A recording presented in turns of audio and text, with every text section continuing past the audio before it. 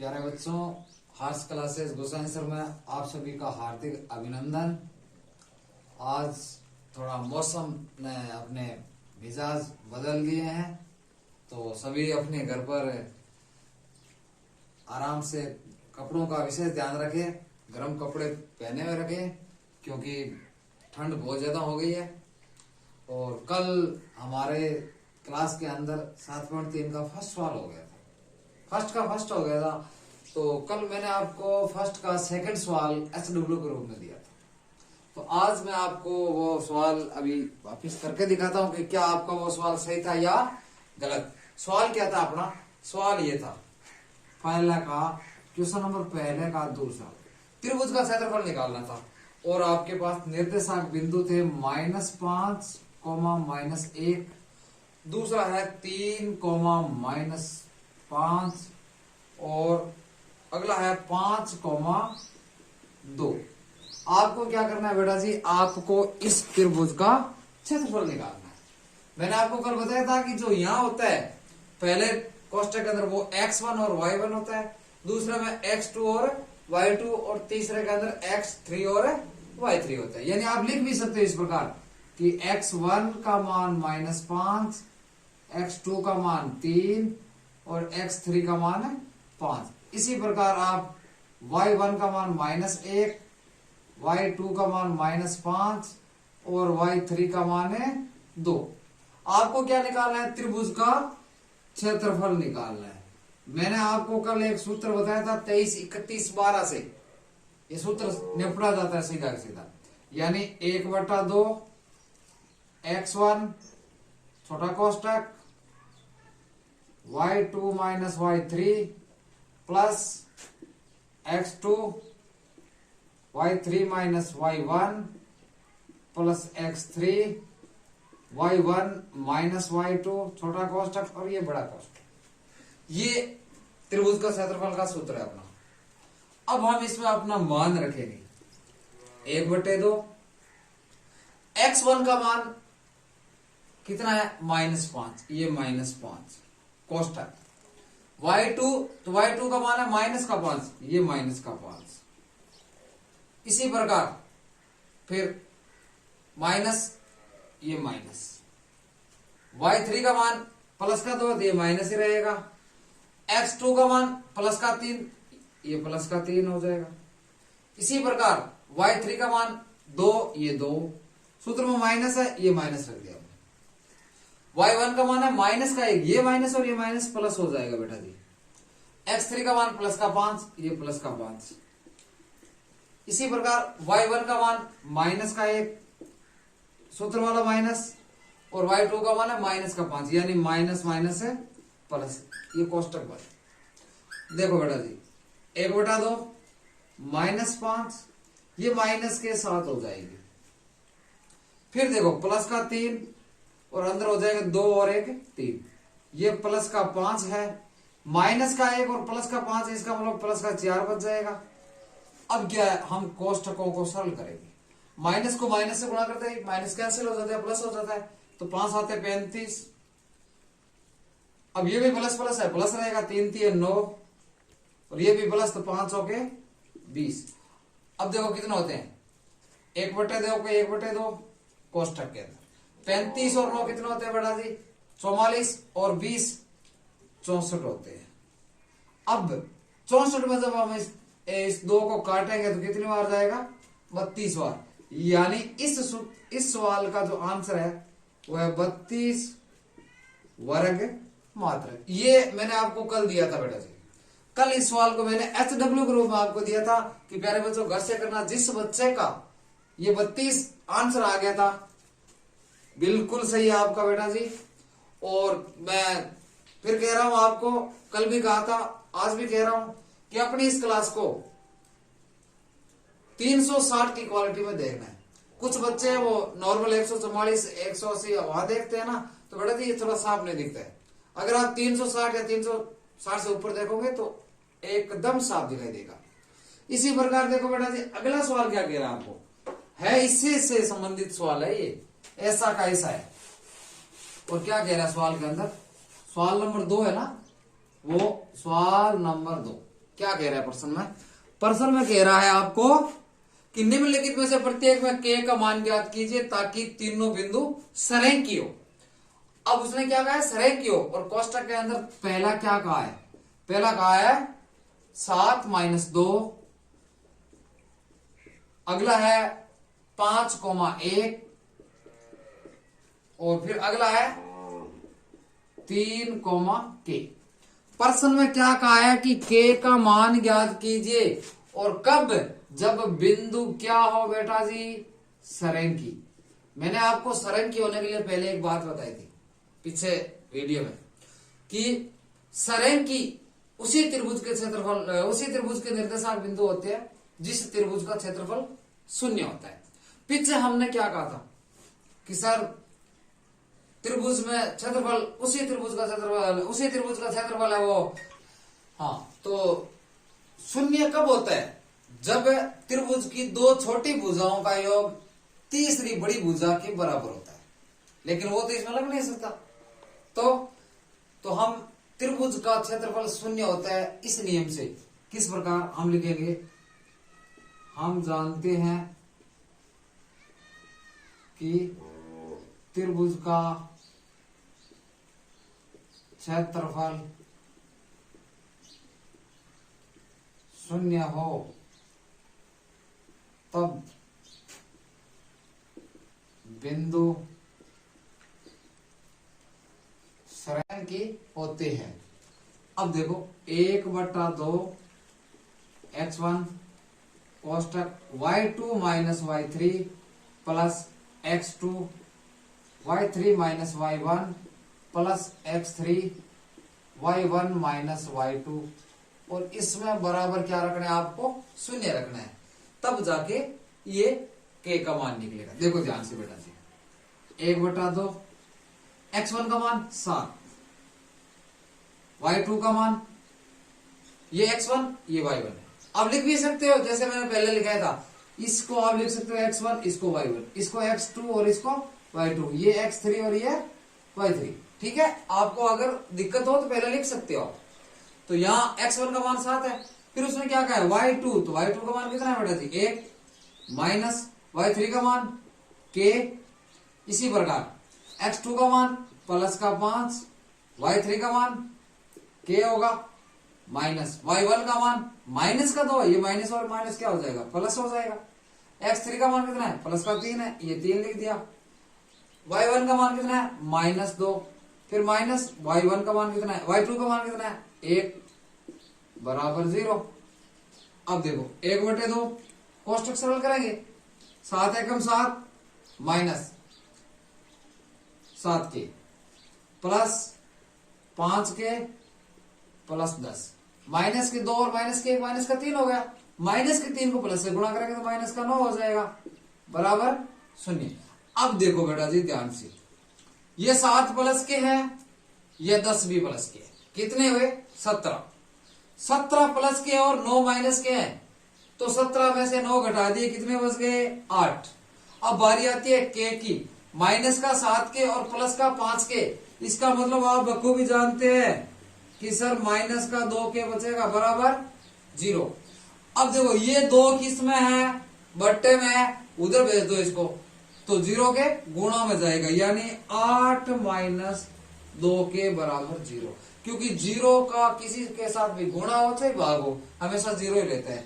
हमें तो ये मान k का -2k, इधर ये 8 प्लस में इधर गया तो माइनस में, यानी माइनस से माइनस कैंसिल हो गया, तो हमें k का मान चाहिए। k का मान हो जाएगा 8/2 यानी 4। बेटा जी k का मान कितना आया है? 4 आया है।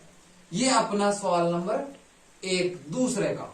अब इसी प्रकार दूसरा सवाल है इसी प्रश्न का, और उस प्रश्न में क्या कह रहा है ध्यान से देखना प्यारे बच्चों। मुझे आप अभी कमेंट करके मेरे से पहले आप आंसर बताओ कि क्या वास्तव में मेरे से पहले करते हो क्या आप, या फिर मुझे ही करवाना पड़ेगा। सवाल नंबर 2 है अपना दूसरे का दूसरा, वही k का मान ज्ञात करना है आपको। 8,k 8,1 फिर है k कॉमा -4, और अगला है 2 -5। ये है अपना सवाल। ठीक है, अब आगे क्या होता है देखो ध्यान से। अभी मैं किताब को रख दूं बेटा जी। हाँ, मान ये x1, ये y1, ये x2 और ये y2, ये x3 और ये y3। आप जानते ही हो, बार बार बताने की आवश्यकता नहीं है आपको। तो 1/2 सूत्र हम लिख ही रखे हैं पहले से। 1/2, x1 का मान 8 है सर, y2 का मान -4 है, माइनस y3 का मान है -5, तो ये प्लस का 5 हो जाएगा यहाँ पे। x2 का मान है प्लस का k, और y3 का मान कितना है बेटा जी? y3 का मान है -5, फिर माइनस y1 कितना है 1, फिर देखो प्लस का 2 और y1 है 1 माइनस, और ये माइनस से प्लस हो जाएगा 4 बराबर 0। 1/2, ध्यान से देखो ये 8, यहां सिर्फ प्लस का 1 बचेगा, क्योंकि हम जानते हैं कि अगर एक संख्या प्लस की और एक माइनस की हो तो हमेशा बड़ी में से छोटी घट जाती है, और चिन्ह बड़ी वाला 5 में से 4 घटाती है। यहाँ प्लस का k है, यहाँ माइनस का 6 बचा है, ये प्लस का 2 है, यहाँ बचेगा 5 बराबर 0।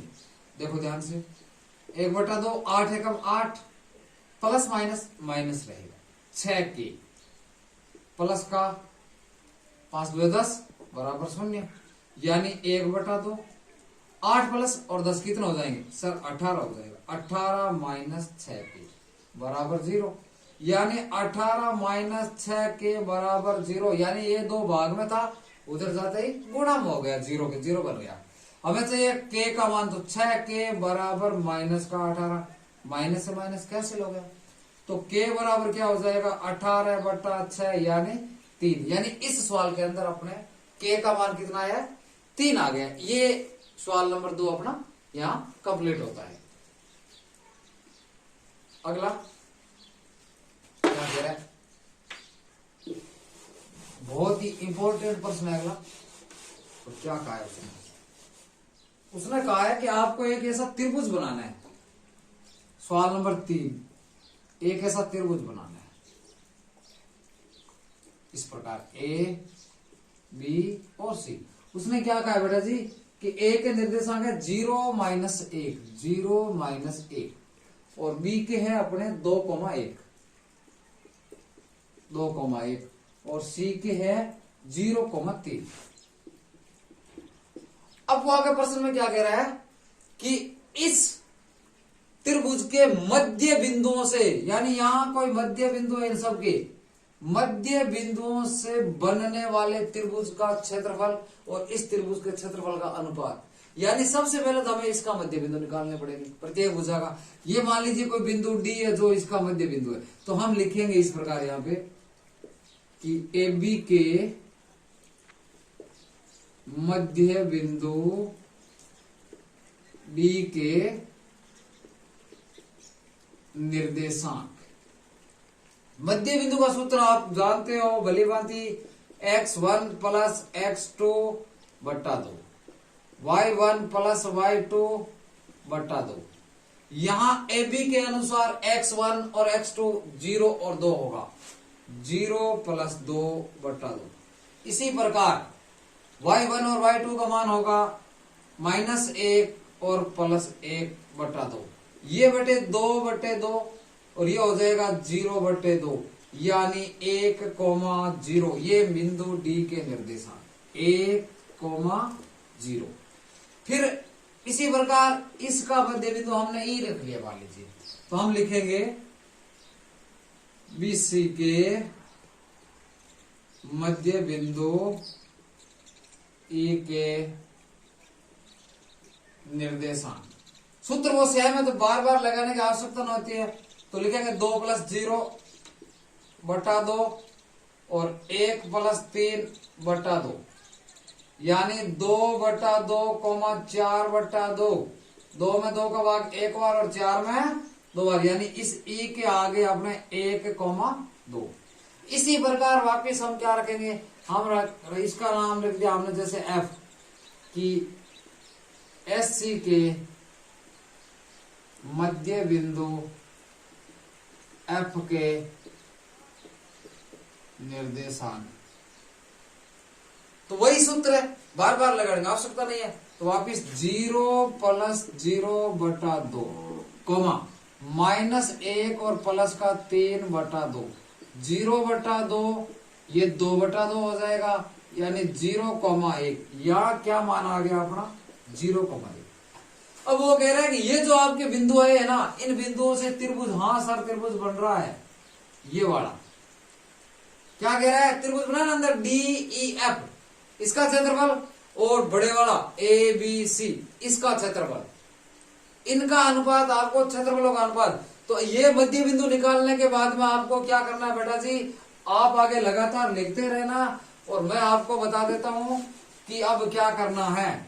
अब आपको त्रिभुज ABC का क्षेत्रफल निकालना है। तो हम कैसे निकालेंगे, देखो ध्यान से लिखेंगे यहाँ पे, त्रिभुज ABC में, त्रिभुज ABC में क्या लिखेंगे, बिंदु लिखेंगे। A पर है 0,-1, B पर है 2,1 और C पर है 0,3। अब हम लिखेंगे त्रिभुज का क्षेत्रफल 1/2 x1, फिर y2 - y3 plus x2, y3 - y1 plus x3, y1 - y2। इस सूत्र से हम इसका क्षेत्रफल निकालेंगे। तो लिखो, देखो 1/2, x1 का मान यहां है 0, ये 0 लिख दिया। y2 का मान कितना है 1, माइनस y3 का मान 3 है। इसी प्रकार x2 का मान है 2, ये 2 लिख दिया। फिर y3 का मान 3 माइनस y1 का मान माइनस माइनस, ये क्या हो जाएगा, प्लस हो जाएगा, और 1। x3 का मान है 0 और y1 का मान है -1 माइनस y2 का मान है 1, ठीक है।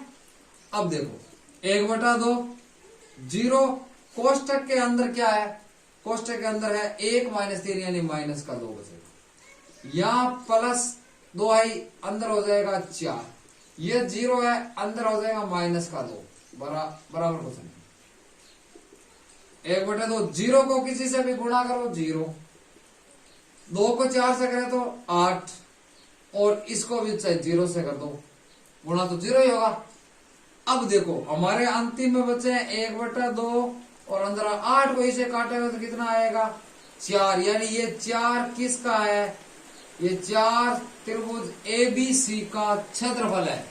ABC का क्षेत्रफल आ गया अपने पास 4 वर्ग मात्र।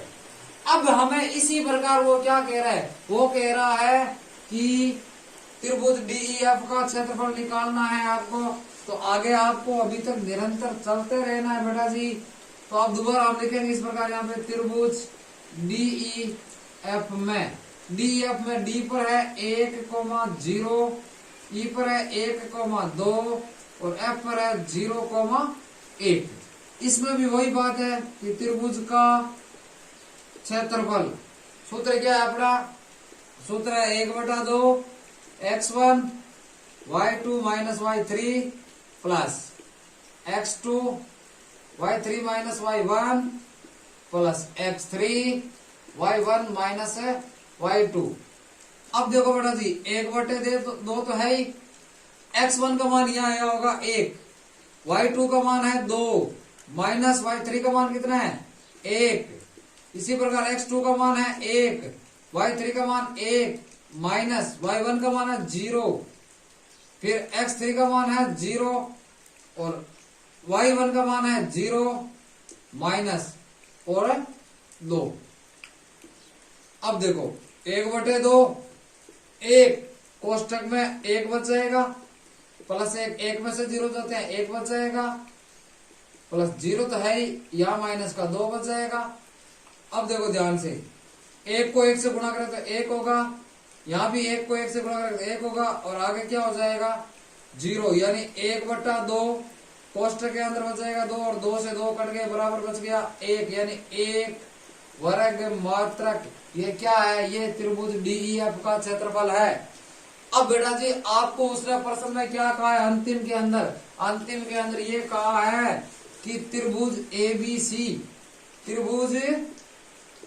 एबीसी का क्षेत्रफल अनुपात त्रिभुज डीईएफ का क्षेत्रफल, इन दोनों का अनुपात कितना होगा? तो एबीसी का आया था अपना 4 और इसका आया अपना 1, यानी त्रिभुज एबीसी का क्षेत्रफल और त्रिभुज डीईएफ का क्षेत्रफल का जो अनुपात है वो है 4:1। इसी प्रकार सवाल नंबर अगला है अपना 4, और वो 4 नंबर सवाल क्या कह रहा है कि उस चतुर्भुज का क्षेत्रफल ज्ञात कीजिए जिसके निर्देशांक बिंदु क्या क्या है आपके। देखो एक इस प्रकार उसने चतुर्भुज बनाया है बेटा जी, नाम दिया है ए बी सी डी, त्रिभुज ए बी सी डी। अब क्या चतुर्भुज ए बी सी डी और क्या क्या निर्देशांक है? देखो -4 -2, पहला है -4, -2, अगला है -3, -5, और फिर सी पर है अपना 3 -2, 3 -2, और फिर है 2, 3, चौथा। वो कह रहा है कि इस चतुर्भुज का क्षेत्रफल निकाले। त्रिभुज का तो हमने निकाला था, चतुर्भुज में कौन सा है? तो इसके लिए आपको क्या करना पड़ेगा? किसी एक विकर्ण की लंबाई खींचनी पड़ेगी, चाहे तो ए को सी से मिला दो, चाहे बी को डी से। जैसे मैंने मान लीजिए ये ए को सी से मिला दिया, ये मिला दिया, मिलाया तो हमें एक त्रिभुज मिल गया ए बी सी, दूसरा हो गया ए डी सी। तो हम लिखेंगे इस प्रकार, त्रिभुज ए बी सी में, त्रिभुज ए बी सी के अंदर ए पर है -4, -2, और बी पर है -3, -5, और सी पर है 3, -2। अब हम त्रिभुज एबीसी का क्षेत्रफल निकालेंगे। त्रिभुज का क्षेत्रफल सूत्र 1/2 x1 y2 - y3 plus x2 y3 - y1 plus x3 y1 - y2। बेटा जी यहां पर भी वही बात है, x1 का मान -4 है, y2 का मान है -5, फिर माइनस और ये माइनस है प्लस हो जाएगा। x2 का मान -3 है, y3 का मान -2 है, y1 का -2 है तो ये माइनस माइनस प्लस हो जाएगा। x3 का मान 3 है और y1 का मान -2, और इसमें से माइनस और माइनस ये है प्लस का 5 हो जाएगा। 1/2 -4 तो है ही। अब देखो -5 और -2 यानी माइनस का 3 बच जाएगा, ये माइनस का 3 तो है ही, यहाँ 0 हो जाएगा, प्लस का 3 यहाँ प्लस का 3 हो जाएगा।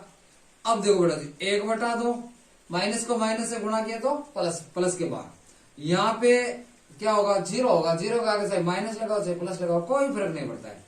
फिर प्लस के 9, ये क्या हो गए? ये हो गए सर जी 12 और 9 21, यानी उत्तर हो गया 21/2 वर्ग मात्रक। किसका? ये तो त्रिभुज एबीसी का क्षेत्रफल है, लेकिन अभी तो पूरे चतुर्भुज का नहीं है। इसका मतलब हम क्या कहेंगे? हम कहेंगे सर अब आगे और लिखेंगे। क्या लिखेंगे? आगे लिखेंगे त्रिभुज दूसरे वाला, यानी ये इसका 21/2 आया ना अभी 21/2। इसी प्रकार त्रिभुज एडीसी, त्रिभुज एडीसी में, और त्रिभुज एडीसी क्या कह रहा है कि ए पर तो वही है -4 और -2, डी पर है 2, 3, और सी पर है 3, -2। वही त्रिभुज का क्षेत्रफल, वही मैदान, वही घोड़े, सेम के सेम सूत्र लगाने हैं। x1 y2 - y3 x2 y3 - y1 plus x3 और y1 - y2। देखो ध्यान से 1/2 x1 -4, y2 3, माइनस y3 का मान कितना है? माइनस क्या है? प्लस हो जाएगा। x2 का मान प्लस का 2 है, y3 -2 माइनस, और ये माइनस क्या हो जाएगा? प्लस हो जाएगा। x3 का मान 3 है, y1 का मान माइनस का 2 है, ये माइनस और ये 3 हो जाएगा।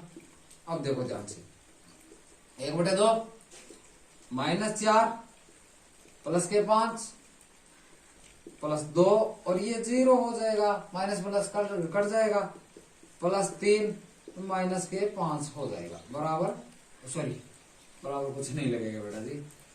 1/2 माइनस के 20 प्लस के 0 और माइनस के 15, 1/2, ये हो जाएंगे माइनस का 35, यानी बराबर लिखेंगे -35/2। तो बेटा जी किसी भी त्रिभुज का क्षेत्रफल, किसी भी भूखंड, आयत, लंबाई, वर्ग, कुछ भी हो उसकी लंबाई चौड़ाई, एक व्यक्ति की उम्र, एक मनुष्य की उम्र, एक लड़की की उम्र कभी भी -1 नहीं होती है, इसलिए इसको हम लिखेंगे 35/2 वर्ग मात्रा, क्योंकि क्षेत्रफल कभी भी -1 नहीं होता है। अब हम आगे क्या लिखेंगे, यहाँ इसका आया था 21/2 और इसका आया 35/2।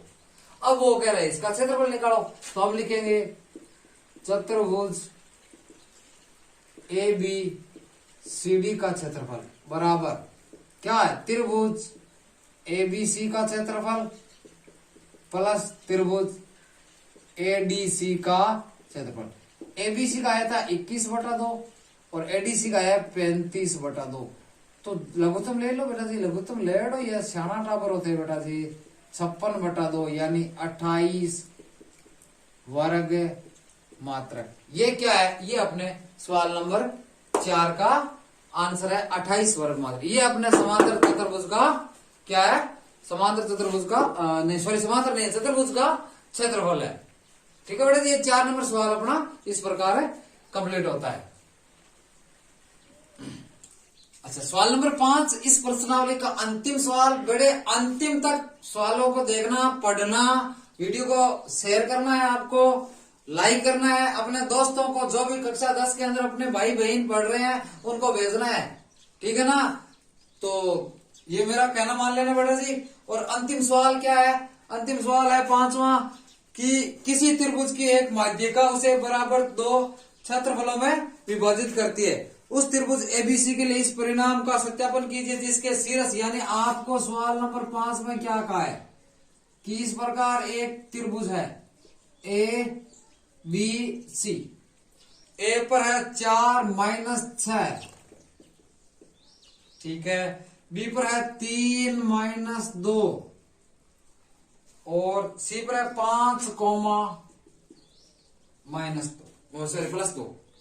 अब प्रश्न में क्या कहा उसने, प्रश्न में कहा है कि आपने पिछली कक्षाओं में पढ़ा है क्या। अब इस किताब वाले को कौन समझाया कि सर हमने पिछली कक्षा में नहीं पढ़ा है, क्योंकि हमारे तो पढ़ाई के पीछे कौन लग गया, कोरोना लग गया। लेकिन अब हमें मानना पड़ेगा क्या, उसने कहा है कि इसकी माध्यिका, यानी मान लीजिए कोई एक माध्यिका हमने ये सीट खींची है और हम जानते हैं, हम क्या जानते हैं, हम जानते हैं कि किसी भी शीर्ष से खींची गई माध्यिका अपनी जो सम्मुख भुजा होती है उसको समद्विभाजित करती है। ये बात हम लिखेंगे, यहां पे हम लिखेंगे, हम जानते हैं कि किसी भी शीर्ष से सम्मुख भुजा पर खींची गई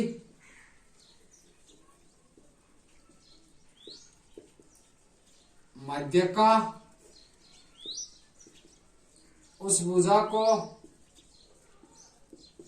समद्विभाजित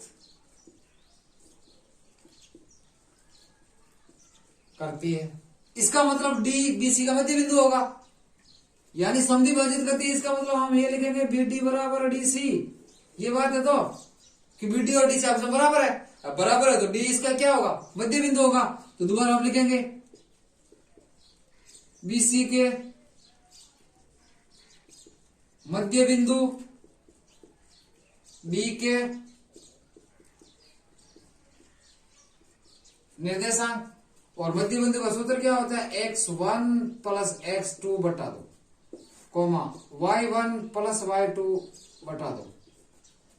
BC के अनुसार x1 3 होगा और x2 5 होगा, 3 + 5/2। y1 -2 और ये प्लस का 2 होगा, -2 + 2/2, 8/2, 0/2, 8 में 2 को भाग 4 बार और इसमें 0 बार, यानी D के निर्देशांक बिंदु आ गए अपने 4, 0। अब वो क्या कह रहा है कि बराबर क्षेत्रफलों में विभाजित करके बताइए, क्षेत्रफल निकाल के, कि वास्तव में मध्य का समान दो भागों में बांटती है। चलो निकालते हैं अभी।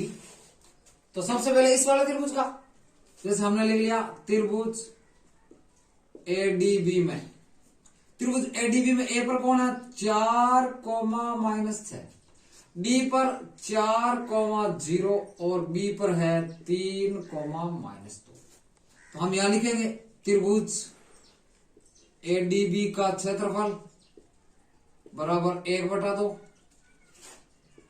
x1 y2 - y3 plus x2 y3 - y1 plus x3 y1 - y2 1/2। यहां x1 कौन है, यहां x1 4 है, ए लिख दिया 4।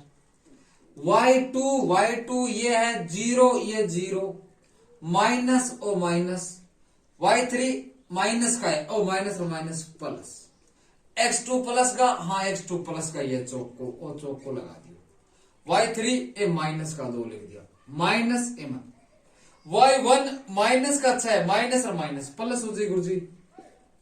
फिर क्या करना है, फिर प्लस का x3, हाँ प्लस का x3 ये 3 लिख दिया, y1 ये y1 है माइनस का 6, ये माइनस का 6, फिर माइनस y2 0 है गुरुजी, कुछ को नहीं समान है, देखो ध्यान से 1/2 4 2 प्लस 4 माइनस प्लस घट जाता है बड़ी में छोटा, ये 4 प्लस 3 माइनस का 6 बचाएगा, ठीक है 1/2 4 2 8 प्लस 4 चौके 16 माइनस के 18। अब देखो कितने हैं बेटा जी, 8 और 16 24 होते हैं प्लस के, और इसमें से 18 घटा दो, 24 में से 18 घटते हैं तो 6 बचते हैं, और 6 को इसे काटोगे तो कितना आ जाएगा 3 आ जाएगी, यानी 3 वर्ग मात्रक क्या होगा, इस त्रिभुज एडीबी का क्षेत्रफल आया है कितना 3 वर्ग मात्रक। उसने क्या कहा है, उसने कहा है कि दोनों त्रिभुजों का क्षेत्रफल निकाल के सत्यापित कीजिए, सत्यापन कीजिए कि दोनों बराबर है। तो एडीबी का तो अपना क्या है 3 है, आ चुका है। इसी प्रकार हमें त्रिभुज एडीसी का भी क्षेत्रफल निकालना, अगर उसका भी 3 आएगा तब तो बात सही है, अन्यथा गड़बड़ है बात में। और वो कैसे, देखो ध्यान से लिखो, त्रिभुज एडीसी में, त्रिभुज एडीसी में ए पर 4, -6, डी पर है 4, 0 और सी पर है 5, -2।